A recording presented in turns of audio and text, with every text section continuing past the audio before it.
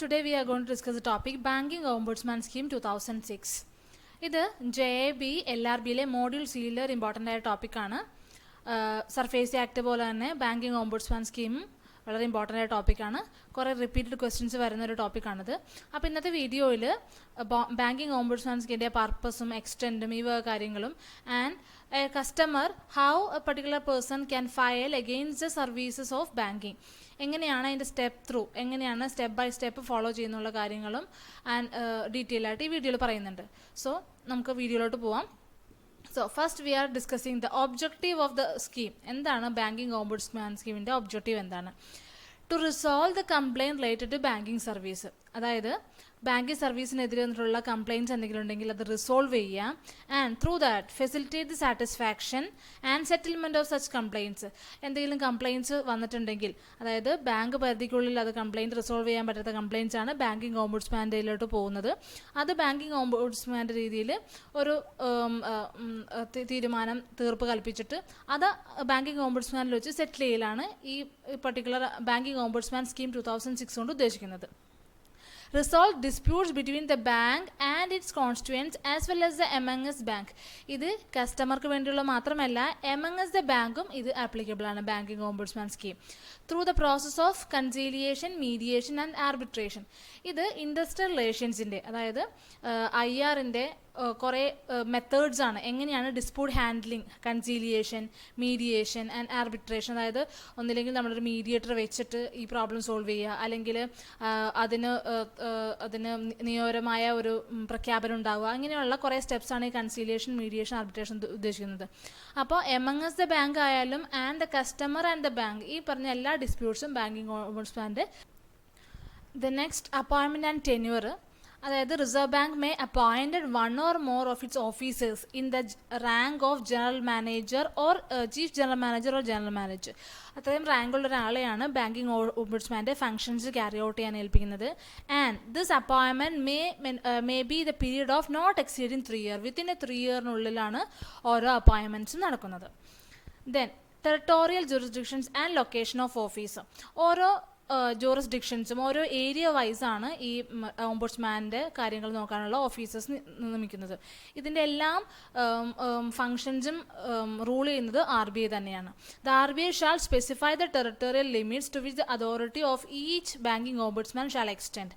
The office of banking ombudsman will be located such places as may be specified by the reserve bank. RBIയുടെ റൂൾസിലാണ് എല്ലാ ലൊക്കേഷൻസും ജൂറിസ്ഡിക്ഷൻസും എല്ലാം finalise ചെയ്യുന്നതെല്ലാം RBI ആണ്. Then banking ombudsman may hold settings at such places within an area of jurisdiction as may be considered necessary and proper by him the respect of complaint or reference before him. അതായത് ഓരോ ജൂറിസ്ഡിക്ഷനിൽ പെടുന്ന ഓഫീസിലാണ് ആ particular ഏരിയയിലുള്ള complaints നമ്മൾ എത്തിക്കേണ്ടത്. അപ്പോൾ അങ്ങനെ കസ്റ്റമർ ഹാവ് ടു നോ എവിടെയാണ് ഈ ബാങ്കിങ് ഓംബുഡ്സ്മാൻ, ഈ പർട്ടിക്കുലർ ബാങ്കിൻ്റെ ബാങ്കിങ് ഓംബുഡ്സ്മാൻ ജൂറിസ്ഡിക്ഷൻ ഉള്ളതെന്നും ആ ഓഫീസിലേക്കാണ്, ലൊക്കേഷനിലേക്കാണ് ആ കംപ്ലയിൻറ്റ് നേരെ ചെല്ലേണ്ടതും ചെയ്യുന്നത്. Then general powers of banking ombudsman. നേരത്തെ പറഞ്ഞ പോലെ തന്നെ receive complaint relate to the banking services. Then ആ കംപ്ലയിൻറ്റ്സ് എന്ത് ചെയ്യുക, the banking and other services facilitate the satisfaction, settlement of agreement through conciliation, mediation between the bank and agreed parties. അപ്പോൾ through കൺസീലിയേഷനോ അല്ലെങ്കിൽ മീഡിയേഷനോ അങ്ങനെ എന്തെങ്കിലും വെച്ചിട്ട് ആ പർട്ടിക്കുലർ കംപ്ലയിൻറ്റ് റിസോൾവ് ചെയ്യിക്കുക, അതായത് സെറ്റിൽ ചെയ്യിക്കുക. അതാണ് ബാങ്കിങ് ഓംബുഡ്സ്മാൻ്റെ പവേഴ്സിൽ വരുന്നത്. Then grounds of complaints. ഏതൊക്കെ രീതിയിലുള്ള കംപ്ലയിൻറ്റ്സ് ആണ് ആക്ച്വലി നമുക്ക് ബാങ്കിങ് ഓംബുഡ്സ്മാൻ്റെ ഓഫീസിൽ നമുക്ക് കൊടുക്കാൻ പറ്റുന്നത്? Non payment and inordinate delay in the payment, collection of cheque, ഇങ്ങനെയുള്ള കാര്യങ്ങൾ നമുക്ക് കൊണ്ടെത്തിക്കാം. Then non acceptance without sufficient cause or small denomination notes. ചെറിയ ഡിനോമിനേഷൻസ് ഉള്ള നോട്ട്സ് ആക്സെപ്റ്റ് ചെയ്തില്ലെങ്കിൽ, അതും സഫിഷ്യൻറ്റ് കാരണം പറയാതെ നോൺ ആക്സെപ്റ്റൻസ് ചെയ്താൽ. Then non payment or delay in the payment of inward remittance, പിന്നെ ഡിലേ ചെയ്താൽ. Failure to honour guarantee or letter of credit commitment, guarantee ഒക്കെ കൊടുത്തിരുന്നു പക്ഷേ അത് ഫെയിലിയർ ചെയ്തു. Non adherence prescribed working hours, refusal to open deposit account with any valid reason for refusal, failure to honour guarantee or LC commitment by the bank, claims in respect of unauthorized fraudulent withdrawals, forced closure of deposit account without due notice, without sufficient reason, complaint from the exporters in India, complaints from NRI having account in India, any other matter related to the violation of the directive issued by the RBI related to the banking services. Main item issued by the RBI. കുറേ directive ബാങ്കിങ്ങിന് കുറേ directives RBI കൊടുത്തിട്ടുണ്ട്. അതിൽ എന്തെങ്കിലും violate ചെയ്യണമെങ്കിൽ, അതിൻ്റെ വയലേഷനാണ് ഈ കാണുന്ന മുഴുക്കനും, അതിൽ എന്തെങ്കിലും വയലേറ്റ് ചെയ്യുകയാണെങ്കിൽ that we can give as a complaint to the banking ombudsman. അപ്പോൾ ഇങ്ങനെയുള്ള സർവീസസിനെതിരെ നമുക്ക് ബാങ്കിങ് ഓംബുഡ്സ്മാനിൽ കംപ്ലയിൻറ്റ് ചെയ്യാൻ പറ്റും. ആൻഡ് മോർ ഓവർ ലോൺ കേസസിലും, and more over the complaint concerning loans and അഡ്വാൻസസിലും എങ്ങനെ non observance of RBI directives in the interest റേറ്റ്സിൽ, delay in sanction, disbursement of loan, non-acceptance of application for loan without giving valid reason, ഈ കാര്യങ്ങളിലും നമുക്ക് ഓംബുഡ്സ്മാന് complaint കൊടുക്കാവുന്നതാണ്. So RBI ഡയറക്റ്റീവ്സിൽ ഏതെങ്കിലും വയലേറ്റ് ചെയ്ത് അവർ വർക്ക് ചെയ്യുന്നുണ്ടെങ്കിൽ as a customer we can complain to the banking ombudsman with sufficient grounds. അതായത് നമുക്ക് വാലിഡ് ആയുള്ള റീസണും റിട്ടേൺ എവിഡൻസും കാണിക്കാൻ പറ്റണം. എന്നാൽ മാത്രമേ നമുക്കത് ബാങ്കിങ് ഓംബുഡ്സ്മാനിൽ കംപ്ലയിൻറ്റ് രജിസ്റ്റർ ചെയ്യാൻ പറ്റുള്ളൂ. Then procedure of filing a complaint. ഇതാണ് വളരെ മെയിൻ ഇമ്പോർട്ടൻ്റ് ആയൊരു കാര്യം. എങ്ങനെയാണ് ഈ ബാങ്കിങ് ഓംബുഡ്സ്മാനിലെ complaint step by step move ചെയ്യുന്നത്.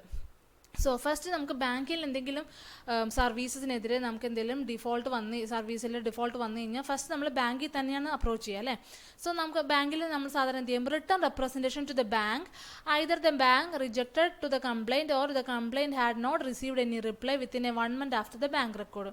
നമ്മൾ ഫസ്റ്റ് ഓഫ് ഓൾ ബാങ്കിൽ നമ്മൾ ആദ്യം തന്നെ എന്ത് ചെയ്യും, ആ കംപ്ലയിൻറ്റ് രജിസ്റ്റർ ചെയ്യും, അല്ലെങ്കിൽ കംപ്ലയിൻറ്റ് നമ്മൾ പറയും ഇന്ന തരത്തിലുള്ള ഇതുണ്ടായിട്ടുണ്ട്, അപ്പോൾ നമ്മൾ പറയും. ആൻഡ് വൺ മോർ തിങ്, എന്തെങ്കിലും റീസൺ, സപ്പോസ് എന്തെങ്കിലും ഫോറിൻ റെമിറ്റൻസിലുള്ള ഡിലേയോ അല്ലെങ്കിൽ നേരത്തെ പറഞ്ഞ രീതിയിലുള്ള എന്തെങ്കിലും ഡിലേസ് വന്നിട്ടുണ്ടെങ്കിൽ ആ പെർട്ടിക്കുലർ കോഴ്സ് ഓഫ് ആക്ഷൻ കഴിഞ്ഞിട്ട് ബിഫോർ 1 year നമ്മൾ ബാങ്കിങ് ഓംബുഡ്സ്മാനെതിരെ കൊടുക്കണം. That means the complaint should be made before the 1 year after the course of action. ആ പെർട്ടിക്കുലർ ആക്ഷൻ നടന്നിട്ടുണ്ടെങ്കിൽ ബിഫോർ 1 yearനുള്ളിൽ അത് വിത്തിൻ എ 1 year പീരീഡിൽ നമ്മൾ ആ കംപ്ലയിൻറ്റ് ബാങ്കിങ് ഓംബുഡ്സ്മാന് കൊടുത്തിരിക്കണം. അതിനുശേഷം ഒരു 2-3 yearsന് ശേഷം എനിക്ക് അന്ന് അങ്ങനെ പറ്റിയെന്ന് പറഞ്ഞിട്ട് കൊടുത്തിട്ട് കാര്യമില്ല. സോ വിത്തിൻ എ 1 year നമുക്കത് ബാങ്കിങ് ഓംബുഡ്സ്മാനിലേക്ക് എത്തിക്കണം. അപ്പോൾ പറയുകയാണെങ്കിൽ നമുക്ക് ബാങ്കിൽ നമ്മൾ കംപ്ലയിൻറ്റ് കൊടുത്തിട്ട് 1 month ആയിട്ടും there is no reply, within 1 month after the bank റെക്കോർഡിൽ നമുക്കൊരു റിപ്ലൈയും കിട്ടിയില്ലെങ്കിൽ നമുക്ക് എങ്ങനെ അപ്രോച്ച് ചെയ്യാൻ പറ്റും, ബാങ്കിങ് ഓംബുഡ്സ്മാനെ അപ്രോച്ച് ചെയ്യാൻ പറ്റും. In the event of failure of the bank to comply the requisition without sufficient cause, the banking ombudsman may draw the reference that information. അപ്പോൾ ബാങ്കിങ് ഓംബുഡ്സ്മാൻ എന്ത് ചെയ്യും, ഈ പെർട്ടിക്കുലർ കാര്യം ഒന്ന് ജസ്റ്റ് എന്താണ് അതിൻ്റെ കാര്യങ്ങളെല്ലാം പഠിച്ച ശേഷം ബാങ്കിങ് ഓംബുഡ്സ്മാൻ തീരുമാനിക്കാം അത് റിലവൻ്റ് ആണോ ഇർറിലവൻ്റ് ആണോ. അത് മേ ബി അവിടെയും നമുക്ക് ആക്സെപ്റ്റൻസും റിജക്ഷൻസും പറഞ്ഞ 2 കാര്യങ്ങളുണ്ട്. ബാങ്കിങ് ഓംബുഡ്സ്മാന് ഈ സ്റ്റെപ്സിൽ എവിടെയെങ്കിലും വെച്ചിട്ട് വാലിഡ് എവിഡൻസ് തോന്നിയില്ലെങ്കിൽ അത് റിജക്റ്റ് ചെയ്യാനുള്ള റൈറ്റ് ഉണ്ട്, ആ കംപ്ലയിൻറ്റ് റിജക്റ്റ് ചെയ്യാനുള്ള റൈറ്റ് ഉണ്ട്.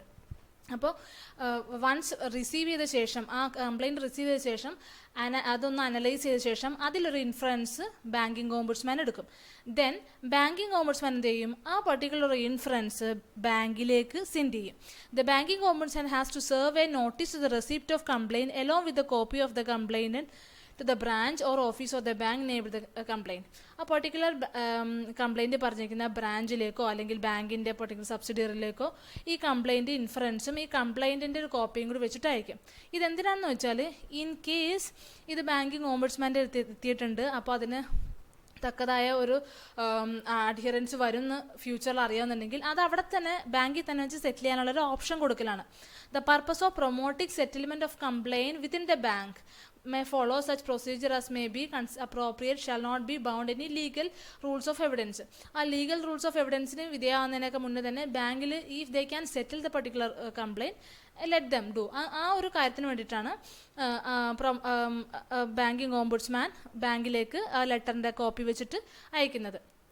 ഈഫ് അതും നടന്നില്ലെങ്കിൽ, if the complaint is not settle the agreement within 1 month, 1 മാസത്തിനുള്ളിൽ അതിന് യാതൊരുവിധ മറുപടിയും ഒന്നും ലഭിച്ചില്ലെങ്കിൽ such further period he may pass an award after giving the parties reasonable opportunity to present the case.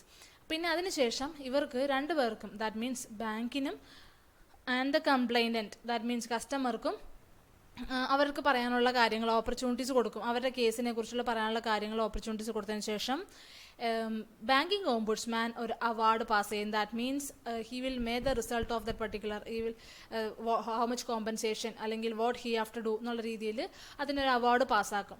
അതാണ് ചെയ്യുന്നത് അടുത്ത സ്റ്റെപ്പ്. അത് that will send to the എവിടെ അത് ബ്രാഞ്ചിലേക്ക് അയക്കും. A copy of award shall be send to the complainant and the bank. ഈ രണ്ട് കാര്യങ്ങളും എങ്ങനെയൊക്കെ അയക്കും? ഒരെണ്ണം കസ്റ്റമർ കംപ്ലൈനന്റിന്, അതായത് കസ്റ്റമർക്ക് അയച്ചിട്ടുണ്ടാവും, മറ്റേത് ഒരു കോപ്പി ബാങ്കിനും അയക്കും. ഇത് ബാങ്കിന് അയച്ച ശേഷം നെക്സ്റ്റ് ബാങ്കിൻ്റെ റെസ്പോൺസിബിലിറ്റി എന്താണെന്ന് വെച്ചാൽ ഈ അവാർഡ് ഒന്നില്ലെങ്കിൽ ആക്സെപ്റ്റ് ചെയ്യാം അല്ലെങ്കിൽ റിജക്റ്റ് ചെയ്യാം. ബോത്ത് ക്യാൻ ഡു അല്ലേ? അപ്പോൾ ആക്സെപ്റ്റ് ചെയ്തെങ്കിൽ acceptance letter within 15 days of the receipt of award തിരിച്ച് ഓംബുഡ്സ്മാൻ അയക്കണം. അതായത് ഈ അവാർഡ് ആക്സെപ്റ്റ് ചെയ്തെന്നും ഈ അവാർഡിനുള്ള ഫർദർ പ്രൊസീഡിങ്സ് ബാങ്കിൽ എടുത്തോളാം എന്നുള്ള രീതിയിൽ ഒരു റിപ്ലൈ വിത്തിൻ 15 days ആ അവാർഡ് റിസീവ് ചെയ്തതിന് ശേഷമുള്ള 15 days ഓംബുഡ്സ്മാന് ചെന്നിരിക്കണം. അതർവൈസ് ഇപ്പോൾ ഈ ഒരു അവാർഡ് ഐദർ കസ്റ്റമർക്ക് ആക്സെപ്റ്റൻസ് ആവാം, അല്ലെങ്കിൽ ഇല്ലാതിരിക്കാം, അല്ലെങ്കിൽ ബാങ്കിന് അത് ആക്സെപ്റ്റ് ചെയ്യാം, അല്ലെങ്കിൽ ഇല്ലാതിരിക്കാം. ഈ രണ്ട് കേസസ് ഉണ്ട് അല്ലേ? അപ്പോൾ in case the bank shall within 1 month from the date of receipt by the acceptance in writing of the award by complainant comply with the award and intimate the complaints to the banking ombudsman. ഒന്നില്ലെങ്കിൽ ഇത് banking അതായത് bank reply ചെയ്യണം within 1 month ഇത് അവാർഡിനുള്ള further proceedings എടുത്തോളാം എന്നുള്ള രീതിയിൽ proceed ചെയ്യണം. അതല്ലെങ്കിൽ എന്തിനാ ബാങ്ക് അത് ഡിസഗ്രി ചെയ്യുക അല്ലേ? ബാങ്ക് അത് ഡിസഗ്രി ചെയ്തിട്ടുണ്ടെങ്കിൽ അതും ഇൻറ്റിമേറ്റ് ചെയ്യണം. ആർക്ക്? ബാങ്കിങ് ഓംബുഡ്സ്മാനെ ഇൻറ്റിമേറ്റ് ചെയ്യണം. അതായത് we are not accepting this award, we are going to the appellate authority, അതായത് ഇതിന് മുന്നേയുള്ള അതോറിറ്റിയിലോട്ട് നമുക്കിത് കൊണ്ടുപോകാം. അപ്പോൾ എന്ത് ചെയ്യുന്നു വെച്ചാൽ intimate banking ombudsman within 1 month from the date of receipt. Either ഇത് ആക്സെപ്റ്റ് ചെയ്താലും റിജക്ട് ചെയ്താലും അത് ബാങ്കിങ് ഓംബുഡ്സ്മാനെ അറിയിക്കണം. ദെൻ അതിനുശേഷം എന്ത് ചെയ്യും? Banking ombudsman shall report to the RBI and review authority, അതായത് അപ്പീലിയേറ്റ് അതോറിറ്റിനെയും RBIനെയും ഈ ബാങ്കിൽ നിന്ന് കിട്ടിയ റിപ്പോർട്ട്, അതായത് they are not accepting the award, they are going further to the appellate authority about this complaint അല്ലേ, about the non complaints of the bank of the an award. അപ്പോൾ ഈ കാര്യങ്ങൾ വെച്ചിട്ട് എന്താണ് ഓംബുഡ്സ്മാൻ RBIക്കും ഈ അപ്പീലേറ്റ് അതോറിറ്റിക്കും ഒരു order കൊടുക്കും. Then the same way കസ്റ്റമർക്ക് സംബന്ധിച്ചിട്ട് the award has right to the prefer appeal against the award before the appellate authority within 45 days of the receipt of the award. In case കസ്റ്റമറെ സംബന്ധിച്ചിട്ടും ഈ award acceptance അല്ലെങ്കിൽ കസ്റ്റമർക്കും appellate അതോറിറ്റിയിലോട്ടും move ചെയ്യാവുന്നതാണ്. Then ഈ appellate അതോറിറ്റിയിൽ ഇത് 45 days പിന്നെ ഇതിൻ്റെ ഒരു finalisation വരും. 45 days മാത്രമേ എടുക്കുള്ളൂ. അതും appellate authority is empowered to allow further periods not exceeding 30 days on his satisfied the appellant has sufficient causes not performing the appeal in time. 30 days അതിൻ്റെ റിക്വയർമെൻറ്റ്സ് എല്ലാം ചോദിച്ച ശേഷം അവിടെ വെച്ചിട്ട് ഒരു പർട്ടിക്കുലർ ഒരു ഫൈനലൈസേഷൻ എടുക്കും. In case appeal is by the bank, the filing of appeal should have been with the previous sanction of the chairman or in the absence of managing director, executive director or chief any other officers of equal rank. ബാങ്കിനെ സംബന്ധിച്ചിട്ടും ഇത് appellate അതോറിറ്റിയിലേക്ക് move ചെയ്യുന്നതാണ്. അപ്പോൾ ഈ appellate authority again he or she may pass again one award. Actually ചിലപ്പോൾ ഈ appeal dismiss ചെയ്യാം. ദാറ്റ് മീൻസ് ഡിസ്മിസ് ചെയ്താൽ എന്ത് ചെയ്യും? The before what the award is passed, banking ombudsman pass ചെയ്ത അവാർഡിനെ ആക്സെപ്റ്റ് ചെയ്യണം. അല്ലെങ്കിൽ അലോ ദ അപ്പീൽ, ആ അപ്പീലെ ആക്സെപ്റ്റ് ചെയ്തിട്ട് അതിന് ഫിറ്റായ രീതിയിലുള്ള modify the award, pass any other award order may deemed fit, അതിന് പറ്റിയ ഒരു ഫിറ്റായ അനദർ ഓർഡർ അപ്പീലേറ്റ് അതോറിറ്റി പുറപ്പെടുവിക്കും. അപ്പോൾ ഇങ്ങനെയാണ് ഇതിൻ്റെ പ്രൊസീജിയർ മൂവ് ചെയ്യുന്നത്. ആദ്യം ഓംബുഡ്സ്മാൻ്റെ അടുത്ത് അപ്രോച്ച് ചെയ്യും. In case it is not possible to both the parties അല്ലെങ്കിൽ either any of the parties, again it go to the appellate authority. അപ്പോൾ നിങ്ങൾ ഇവിടെ നോക്കേണ്ടതെന്ന് വെച്ചാൽ 30 days, 45 days, വിത്തിൻ 15 days, ഈ വക ഡേറ്റ്സ് വളരെ ഇമ്പോർട്ടൻ്റ് ആണ്. കാരണം ഇതാണ് റിപ്പീറ്റഡ് ആയിട്ട് ക്വസ്റ്റ്യൻസ് ചോദിച്ചുകൊണ്ടിരിക്കുന്നത്. സോ അത് നോക്കുക. ദെൻ അപ്പീലേറ്റ് അതോറിറ്റിയും ബാങ്കിങ് ഓംബുഡ്സ്മാൻ്റെ ഒബ്ജക്റ്റീവ്സും കാര്യങ്ങളും അറിഞ്ഞിരിക്കുക. ദെൻ ഒരു കാര്യം കൂടിയുണ്ട്. Maximum amount of banking ombuds can award for the compensation എത്രയാണ്? 20 lakhs വരെ അവാർഡ് ചെയ്യാൻ പറ്റുള്ളൂ. That maximum compensation. In case of credit card ഓപ്പറേഷൻസിനാണെങ്കിൽ അത് compensation shall not exceed 1 lakh. 1 lakh മുകളിൽ എക്സീഡ് ചെയ്യാൻ പാടില്ല. അപ്പോൾ ഇത്രയാണ് ബാങ്കിങ് ഓംബുഡ്സ്മാൻ്റെ ഡീറ്റെയിൽസിനെ കുറിച്ച് പറയാനുള്ളത്. വീഡിയോ ഇഷ്ടമായെങ്കിൽ സബ്സ്ക്രൈബ് ചെയ്യുക, ഫ്രണ്ട്സിന് ഷെയർ ചെയ്യുക. Thank you.